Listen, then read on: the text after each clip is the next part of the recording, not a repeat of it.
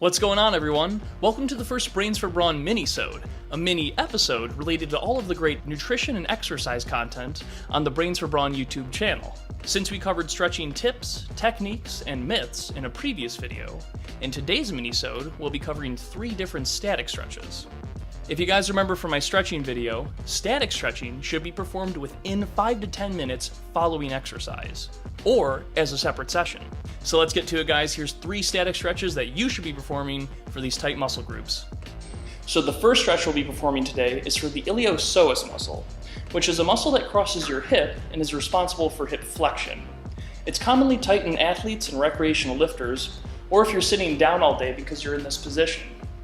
So to perform this stretch, first we're going to get down into a nice lunge position like this, and we'll be stretching the back leg. So you're going to slightly start bending forward and then bringing your chest backwards. That's already going to put a stretch on that muscle. But to add a little more tension, you're also going to bend towards the opposite side and rotate towards the same side. So since we're stretching the right, we're going to bend towards the left and rotate towards the right.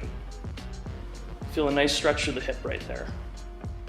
So again, right side, lunge forward, bend left, rotate right, slightly extend a little bit.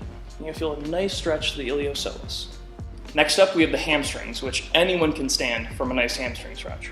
So, typically what you'll see people doing for the hamstrings is bending forward at the waist like this.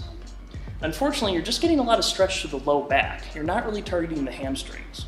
Instead, what you should be doing is getting in a lunge position, and we're targeting the front leg here. So you're gonna bend at your pelvis, and you're gonna keep your back flat instead of rounding it like in the other stretch. So back flat, lean forward at the pelvis, hands on the thigh, start coming down slowly, and I'm already feeling a stretch in my hamstrings. You're gonna drive your butt out too. And you just hold it about there, and that targets the hamstrings much better than this rounded back position, which just hits a lot of the erector spinae musculature. And finally, the upper trap stretch. What you're gonna wanna do is keep your shoulder blade down the entire time to keep tension on the muscle.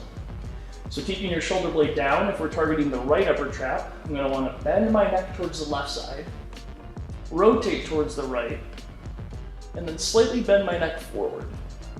And you're gonna feel a nice stretch all the way from your shoulder to the back of the neck here, as the trap inserts on the shoulder and originates on the back of the neck. So again, upper trap on the right, shoulder blade down, bend towards the left, rotate right, flex forward. Feel a nice stretch in that trap. Well, that's it, guys. If you like the minisode and have an idea for a subsequent minisode, leave a comment below and let me know.